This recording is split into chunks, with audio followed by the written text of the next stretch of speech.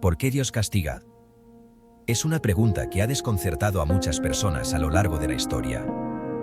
Cuando enfrentamos tragedias, desastres o sufrimiento, es natural preguntarnos, ¿por qué? Y más específicamente, ¿cómo puede un Dios amoroso permitir o incluso causar estas cosas? No importa si somos personas de fe o no, ante el dolor y la pérdida, este interrogante nos golpea con fuerza. Pero, aquí va una pregunta aún más atrevida. ¿Es el castigo de Dios realmente eso, un castigo? ¿O estamos malentendiendo el propósito detrás de estas dificultades? Nos cuesta, ¿verdad? Verter lágrimas, orar con fuerza, tratar de entender lo incomprensible. En los momentos oscuros, a veces sentimos que Dios está lejos, mirando desde la distancia, mientras nosotros sufrimos. La sensación de abandono puede ser difícil de soportar. La Biblia está llena de relatos donde la mano de Dios parece dura, donde la justicia y el castigo divinos caen pesadamente sobre su pueblo. Recordamos el diluvio, el éxodo y plagas sobre Egipto. Recordamos a Sodoma y Gomorra. Estos episodios pueden hacernos sentir que cuando las tragedias nos alcanzan, somos directamente castigados por algo que hicimos o dejamos de hacer. Pero, ¿es eso realmente lo que ocurre?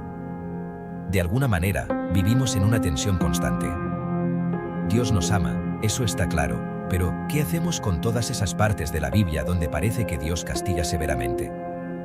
Los episodios en los que parece que Él abandonó a su pueblo cuando necesitaba más ayuda. ¿Es posible que estemos viendo solo una parte de la historia? ¿Es posible que el concepto de castigo divino tenga un propósito mucho más profundo? ¿Uno que no entendemos a simple vista? Tal vez, lo que interpretamos como castigo sea, en realidad, otra cosa.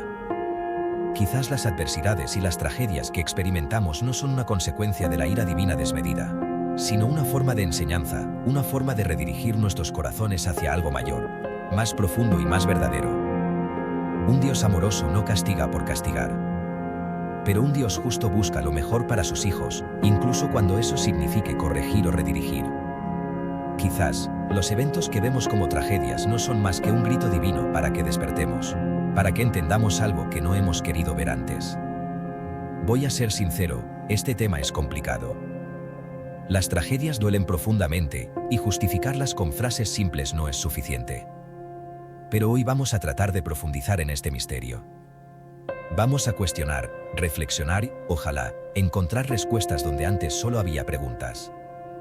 ¿Cuál es entonces la verdad detrás de las tragedias? ¿Es realmente Dios quien castiga, o estamos malinterpretando el guión divino? Para entender por qué Dios parece castigar, primero debemos ver qué dice la Biblia.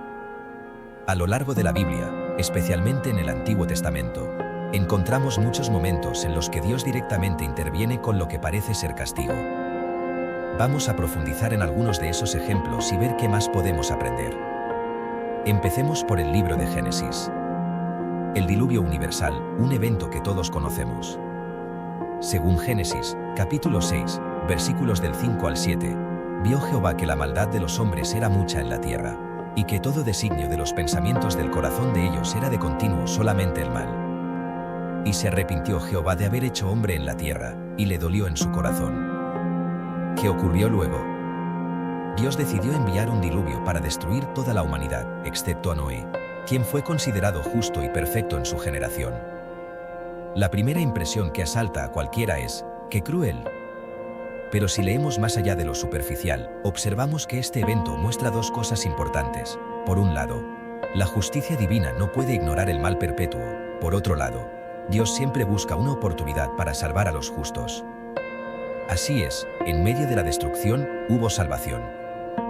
Noé y su familia se salvaron porque vivieron de acuerdo con las enseñanzas de Dios. Entonces, ¿fue esto un castigo? Sí y no. Fue el resultado de una humanidad encaprichada en el mal, y a la vez, un acto de purificación, una forma dolorosa de restaurar el orden original de la creación. Avancemos un poco más en las Escrituras. Pensemos en el pueblo de Israel en el desierto. Después de salir de Egipto, Dios guió a su pueblo hacia la tierra prometida. Pero, ¿qué pasó durante esos 40 años en el desierto? Rebeldía, idolatría y quejas interminables. A menudo, el pueblo de Israel experimentó momentos de castigo, como podemos ver en Números capítulo 21, versículos 5 al 6, Y habló el pueblo contra Dios y contra Moisés. ¿Por qué nos hiciste subir de Egipto para que muramos en este desierto? Porque no hay pan ni agua, y nuestra alma tiene fastidio de este pan tan liviano. Y Jehová envió entre el pueblo serpientes ardientes, que mordían al pueblo, y murió mucho pueblo de Israel. De nuevo, la pregunta emerge, ¿por qué permitió Dios que esto sucediera? ¿Era meramente un Dios enojado porque su pueblo se quejaba? Miremos más profundo. Israel había visto la mano poderosa de Dios liberarles de la esclavitud, partir el mar rojo, darles maná del cielo, y sin embargo, seguían dudando, desconfiando. Ellos no estaban siendo castigados por haberse quejado una vez, sino porque continuamente no mostraban fe. Entre esos episodios de prueba, de lo que parecían castigos, podemos ver una enseñanza constante. Dios deseaba que aprendieran a confiar en Él, a vivir por fe. Podemos ver, entonces, que Dios a menudo utiliza el sufrimiento y las pruebas para que entendamos algo que de otra manera no aprenderíamos. Si avanzamos un poco más y analizamos el libro de Job, capítulo 1, versículo 8, encontramos que Dios mismo señala la perfección y rectitud de Job ante Satanás, diciendo: ¿No has considerado a mi siervo Job, que no hay otro como él en la tierra? Y sin embargo, aún ese hombre recto y justo atravesó pruebas monumentales que lo hicieron preguntarse, ¿por qué? Job perdió todo, su casa, su familia, su salud, y llegó un punto en el que hasta sus amigos comenzaron a acusarlo de haber hecho algo terrible para merecer tal calamidad. ¿Acaso Dios castigaba a Job? No. Sabemos por las Escrituras que estas pruebas no fueron un castigo. Era una prueba, un reto, un proceso que permitió a Job conocer a Dios de una manera más profunda y personal de lo que él jamás hubiera imaginado. Después de todo el dolor, la duda y las acusaciones, Job creció espiritualmente. De oídas te había oído, mas ahora mis ojos te ven. Job capítulo 42, versículo 5. No es sorprendente cómo el sufrimiento, aunque injusto y cruel, produjo una relación más profunda con Dios. Y claro, no podemos dejar de lado el mayor de los ejemplos, Jesucristo. El Hijo de Dios, perfecto en todo sentido, sufrió el castigo más grande de todos. Fue traicionado, humillado, crucificado en la cruz, cargando sobre él los pecados de toda la humanidad. Si alguien pudiera quejarse de sufrir injustamente, era Jesús. Sin embargo, su sufrimiento no fue solo un acto de amor por nosotros, sino también la forma más poderosa de demostrarnos que el sufrimiento tiene un sentido redentor. Como dice Isaías, capítulo 53, versículos del 4 al 5, ciertamente llevó en nuestras enfermedades, y sufrió nuestros dolores, y nosotros le tuvimos por azotado, por herido de Dios y abatido. Mas el herido fue por nuestras rebeliones, molido por nuestros pecados, el castigo de nuestra paz fue sobre él, y por su llaga fuimos nosotros curados. Es claro que la idea de castigo en las Escrituras es profunda y no siempre significa simplemente un acto de furia divina contra la humanidad. A menudo, esos momentos de lo que llamamos castigo son procesos necesarios para sanar, restaurar o redirigir a las personas, grupos o naciones hacia algo mejor. ¿Quién quiere sufrir, verdad? Nadie. Pero es innegable que muchos de nosotros encontramos en el sufrimiento un camino de crecimiento espiritual, un llamado a volver a Dios. Al igual que un padre amoroso que disciplina a sus hijos, Dios no nos quiere ver sufrir, pero comprende que, a veces, pasar por adversidades en este mundo roto es la única forma de enmendar nuestras vidas. Este concepto de disciplina divina aparece en Proverbios capítulo 3, versículos 11 al 12. No menosprecies, hijo mío, el castigo de Jehová, ni te fatigues de su corrección, porque Jehová al que ama castiga, como el padre al hijo a quien quiere. Es un recordatorio profundo. Dios nos disciplina por amor, no por rabia ni deseos vengativos. Exactamente como un padre que no desea ver a su hijo cometer los mismos errores una y otra vez. Así que, cuando nos enfrentamos a tragedias, desastres o sufrimientos, en vez de apresurarnos a pensar que Dios nos está castigando por algo mal hecho, tal vez deberíamos preguntarnos, ¿qué lección divina estamos aprendiendo? ¿Qué parte de nuestro corazón está siendo moldeada? Quizás lo que parece ser un castigo no es más que una oportunidad de transformar nuestra vida, de abandonar viejos caminos y volvernos más plenamente hacia el Dios que nos ama. Los caminos de Dios son misteriosos, ciertamente, a menudo no los comprendemos.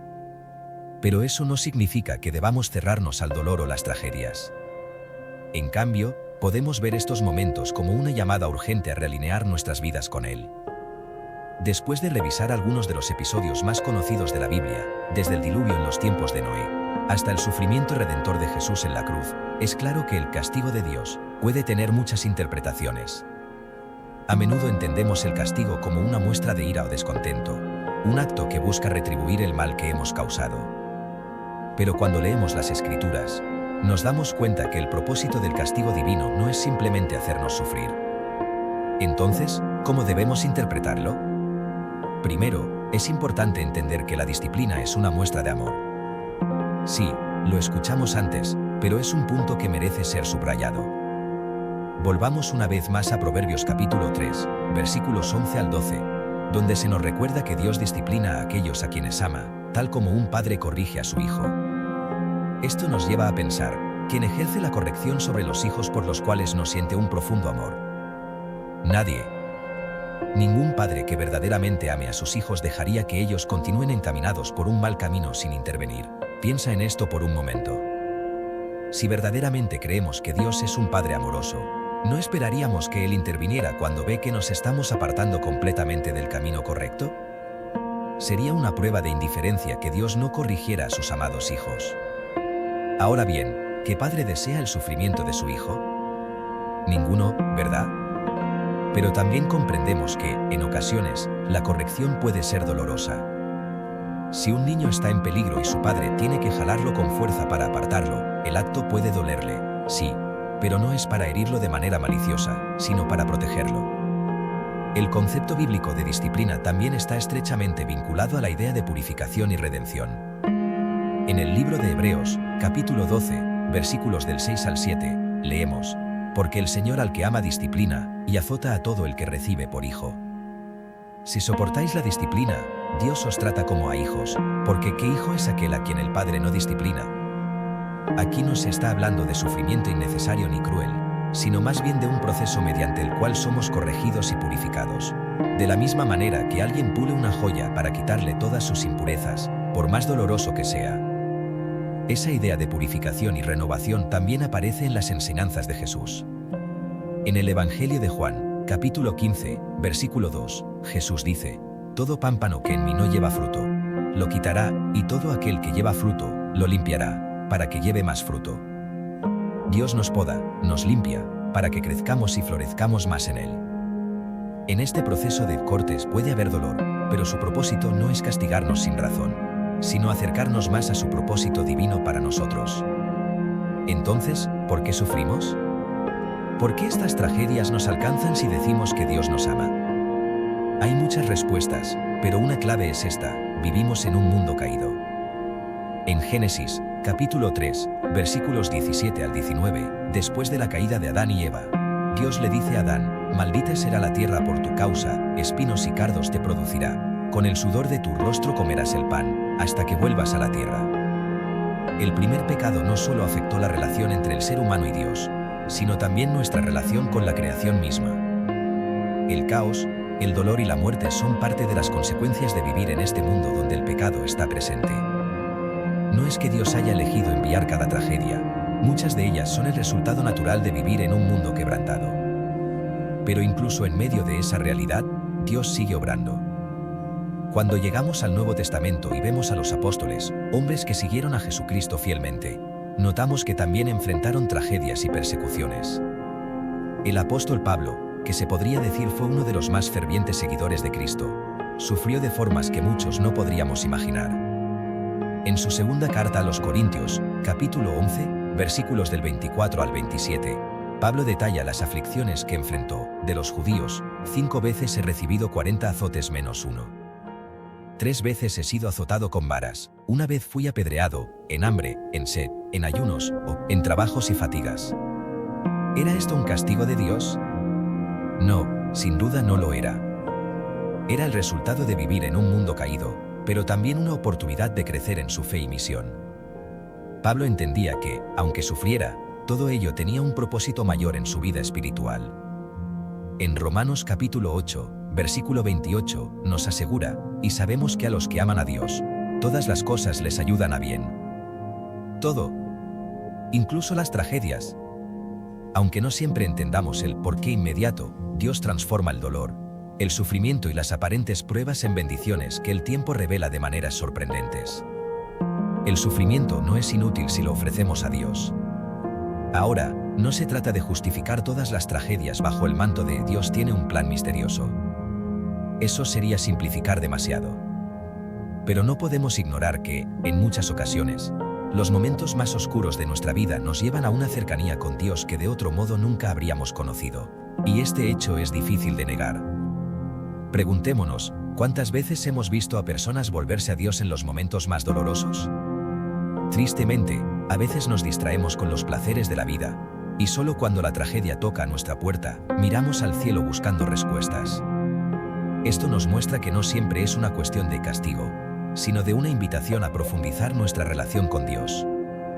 A veces, lo que vemos como una tragedia es, en realidad, Dios utilizando esas circunstancias para acercarnos más a Él, para que busquemos su consuelo y su guía. En resumen, podemos reflexionar profundamente, ¿es Dios un juez que solo castiga, o es un Padre amoroso que, aunque permite el dolor y la dificultad, lo hace con un propósito mayor en nuestras vidas? No podemos desvincular la justicia divina del amor divino. Dios nos quiere para Él, y si el sufrimiento es necesario para que regresemos a su corazón, lo sufriremos siempre con su compañía. Finalmente, debemos recordar que no todas las tragedias se entienden de inmediato en este lado de la eternidad. Hay misterios que no se revelarán hasta que estemos en su presencia. Pero mientras tanto, confiamos en su bondad y en su amor en medio de las pruebas. Entonces, ¿por qué Dios castiga? La respuesta, aunque a veces difícil de entender, es clara. No se trata de un castigo impulsado por ira o indiferencia, sino por amor, por corrección, por redirección. Dios sigue siendo un Padre que anhela lo mejor para nosotros, incluso cuando eso conlleve dolor. El castigo, si es que así queremos llamarlo, no es un fin en sí mismo, es un medio para traernos de vuelta, para purificarnos, para alinear nuestros corazones con su voluntad. Si has experimentado tragedias o momentos de profundo dolor y te has preguntado dónde estaba Dios en esos momentos, te invito hoy a reflexionar desde una nueva perspectiva. Tal vez Dios siempre estuvo cerca de ti, trabajando detrás de las bambalinas, moldeando tu corazón, fortaleciendo tu fe. No es fácil comprender por qué atravesamos tanto sufrimiento en la vida, pero una cosa sí es segura: no lo hacemos solos. En cada prueba, cada lágrima no derramada en vano, Dios está. Así que la próxima vez que sientas que el sufrimiento toca a tu puerta, no te apresures a pensar que Dios te castiga por algo que hiciste mal. En lugar de eso, pregúntate qué está tratando de decirte, cómo está obrando en tu vida y de qué manera puedes acercarte más a Él. Tal vez, a través del dolor, encontrarás una cercanía con Dios que nunca habías experimentado antes. Si este mensaje resonó contigo, te animo a que compartas tus pensamientos en los comentarios. Comparte este vídeo con alguien que tal vez lo necesite. Recuerda, estamos juntos en este caminar de fe, buscando entender los misterios divinos, pero siempre confiando en el amor y la misericordia de Dios. Gracias por estar aquí y que Dios te bendiga.